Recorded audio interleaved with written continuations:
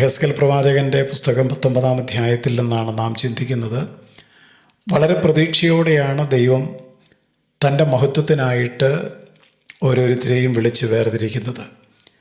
കർത്താവിൻ്റെ നാമം വഹിപ്പാൻ തക്കവണ്ണം നമ്മെ ഓരോരുത്തരെയും കർത്താവ് തിരഞ്ഞെടുത്തിരിക്കുന്നു എന്നുള്ളത് എത്ര വലിയ ഭാഗ്യപദവിയാണ്. എന്നാൽ തങ്ങളുടെ വിളിയും തിരഞ്ഞെടുപ്പും മനസ്സിലാക്കാതെ ദൈവം തങ്ങളുടെ മേൽ പകർന്ന കൃപ, അതിൻ്റെ മഹത്വം മനസ്സിലാക്കാതെ ശത്രുവിൻ്റെ കയ്യിൽ അകപ്പെട്ടു പോകുന്ന ഒരുപാട് ആളുകളുണ്ട്. ഇസ്രായേലിൻ്റെ പ്രഭുവിനെക്കുറിച്ചുള്ള ഒരു വിലാപമാണ് 19-ാം അധ്യായത്തിൽ നാം കാണുന്നത്. അവിടെ ഒരു സിംഹം വളർത്തിയ 2 സിംഹക്കുട്ടികളെക്കുറിച്ച് പറഞ്ഞിരിക്കുന്നു.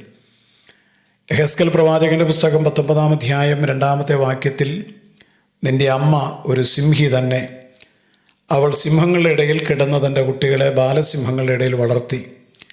അവൾ തൻ്റെ കുട്ടികളിൽ ഒന്നിനെ വളർത്തി, അതൊരു ബാലസിംഹമായി തീർന്നു.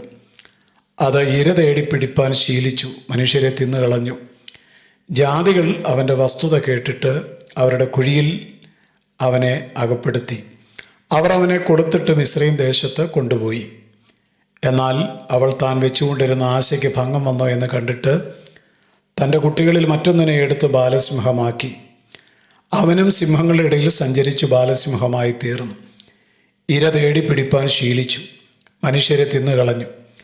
അവൻ അവരുടെ രാജധാനികളെ അറിഞ്ഞു, അവരുടെ പട്ടണങ്ങളെ ശൂന്യമാക്കി. അവൻ്റെ ഗർജനം ഹേതുവായി ദേശവും അതിലുള്ളതൊക്കെയും ശൂന്യമായി പോയി. അപ്പോൾ ജാതികൾ ചുറ്റുമുള്ള സംസ്ഥാനങ്ങളിൽ നിന്ന് അവൻ്റെ നേരെ വന്ന് അവൻ്റെ മേൽ വല വീശി അവൻ അവരുടെ കുഴിയിൽ അകപ്പെട്ടു. അവർ അവനെ കൊടുത്തിട്ട് ഒരു കൂട്ടിൽ ആക്കി ബാബേൽ രാജാവിൻ്റെ അടുക്കൽ കൊണ്ടുപോയി. ഇത് നാം ചിന്തിക്കുന്നത് ഇസ്രായേലുമായിട്ടുള്ള ബന്ധത്തിലാണ്. ദൈവത്തിൻ്റെ സ്വന്തം ജനമായിരുന്നു ഇസ്രായേൽ. ഒരു സിംഹം 2 തൻ്റെ കുട്ടികളെ, സിംഹക്കുട്ടികളെ, ബാലസിംഹങ്ങളെ പരിശീലിപ്പിച്ച് ഇര തേടുവാൻ അതിന് പരിശീലനം കൊടുത്ത് അതിനെ വളർത്തിക്കൊണ്ടുവന്ന കഥയാണ്, സംഭവമാണ് ഇവിടെ പറയുന്നത്. എന്നാൽ താൻ വളർത്തിക്കൊണ്ടുവന്ന ഈ 2 ബാലസിംഹങ്ങളെയും അതിൻ്റെ ശക്തി മനസ്സിലാക്കിയ മനുഷ്യർ എന്തു ചെയ്തു? ജാതികൾ എന്തു ചെയ്തു? വലയിൽ അകപ്പെടുത്തി കൊളുത്തിട്ട് പിടിച്ചു എന്നൊക്കെയാണ് നാം വായിക്കുന്നത്. ദൈവത്തിൻ്റെ ജനം പലപ്പോഴും ദൈവത്തിൻ്റെ പരിശീലന കളരിയിൽ നിന്ന് പരിശീലനം പ്രാപിക്കുന്നവരാണ്. ദൈവം പരിശീലിപ്പിച്ചവരാണ് ദൈവത്തിൻ്റെ മക്കൾ. ദൈവവരെ പല കാര്യങ്ങൾ അഭ്യസിപ്പിക്കുന്നു, ദൈവവരെ പല കാര്യങ്ങൾ പഠിപ്പിക്കുന്നു. ഒരു പടക്കളത്തിൽ പടയാളിയെ പരിശീലിപ്പിക്കുന്നത് പോലെ ദൈവത്തിനു വേണ്ടി യുദ്ധം ചെയ്യുവാൻ പരിശീലിപ്പിക്കുന്ന ഒരു കൂട്ടം ആളുകളാണ് ദൈവത്തിൻ്റെ ജനം, ദൈവത്തിൻ്റെ മക്കൾ. എന്നാൽ ശത്രുവിനെതിരെ എപ്പോഴും പടപൊരുതേണ്ട ഇക്കൂട്ടർ നിർഭാഗ്യവശാൽ ജാതികൾ അകപ്പെടുത്തിയ, ജാതികൾ വിരിച്ച വലയ്ക്കകത്ത് അകപ്പെട്ടു പോകുന്ന കാര്യമാണ് ഇവിടെ പറഞ്ഞിരിക്കുന്നത്. ഇസ്രായേൽ ബാലസിംഹത്തെ പോലെ കരുത്തുള്ള ജനമായിരുന്നു. പക്ഷേ ജാതികൾ അവരുടെ വലയിൽ ഈ ജനത്തെ അകപ്പെടുത്തി കൊടുത്തിട്ട് പിടിച്ച് കൂട്ടിൽ അകത്താക്കി. ഇന്നും വാസ്തവത്തിൽ അങ്ങനെയാണ് സംഭവിക്കുന്നത്. ദൈവം പകർന്നിരിക്കുന്ന അഭിഷേകത്തിൻ്റെയും കൃപയുടെയും ദൈവം പകർന്നിരിക്കുന്ന ആത്മശക്തിയുടെയും ബലം അത് പറഞ്ഞറിയിക്കുവാൻ പറ്റാത്തതാണ്.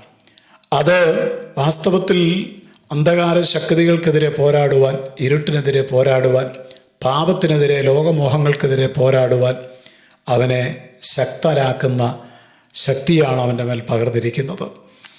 എന്നാൽ പിശാച്, ലോകം, ജഡം, ഇത് എല്ലാം ദൈവം പരിശീലിപ്പിക്കുന്ന ആളുകളെ തകർത്ത് കളയുവാൻ അവസരം നോക്കിക്കൊണ്ടിരിക്കുന്നു എന്നുള്ളതാണ് നാം മനസ്സിലാക്കേണ്ടത്.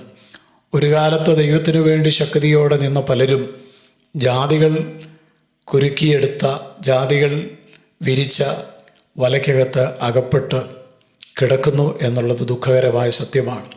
നക്ഷത്രങ്ങളെപ്പോലെ അവർ ശോഭിച്ചവരാണ്, പടക്കൂട്ടത്തിൻ്റെ നേരെ പാഞ്ഞു ചെന്നവരാണ്, ഭൂതങ്ങളെ പുറത്താക്കിയവരാണ്, യേശുക്രിസ്തുവിൻ്റെ നാമത്തിൽ സുവിശേഷം പ്രസംഗിച്ചവരാണ്. എന്നാൽ ഇന്ന് എല്ലാം നഷ്ടപ്പെട്ട് ജാതികളുടെ വഴിയെ പോയതുകൊണ്ട്, ജാതികളുടെ ആലോചന പ്രകാരം നടന്നതുകൊണ്ട്, ജാതികൾ ചെയ്യുന്നതെല്ലാം അവരും ചെയ്യുന്നത് കൊണ്ട് അവരുടെ ബലം നഷ്ടപ്പെട്ടു പോയി. ഇത് ഇന്ന് സംഭവിച്ചുകൊണ്ടിരിക്കുന്ന ഒരു യാഥാർത്ഥ്യമാണ്.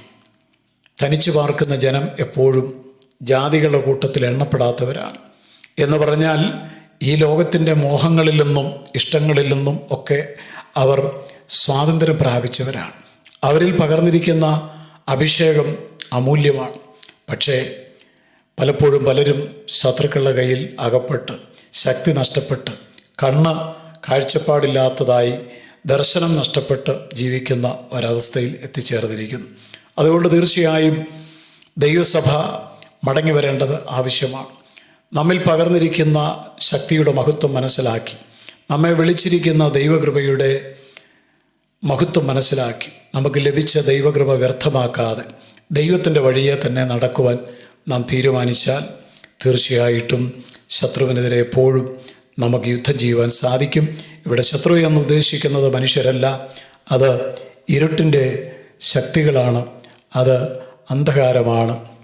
ഇരുട്ടിനോട്, അന്ധകാരത്തോട്, ലോകത്തോട് യുദ്ധം ചെയ്യുവാൻ നമുക്കെല്ലാവർക്കും ദൈവം കൃപ നൽകട്ടെ. സർവശക്തിയുള്ള ദൈവമേ, അവിടുത്തെ കരങ്ങളിൽ ഞങ്ങളെല്ലാവരെയും സമർപ്പിക്കുന്നു. ജീവിത വിശുദ്ധിയോടെ മുന്നോട്ട് പോകുവാൻ എല്ലാവർക്കും കൃപ നൽകണം. ക്രിസ്തുയേശുവിൻ നാമത്തിൽ തന്നെ ആമേൻ.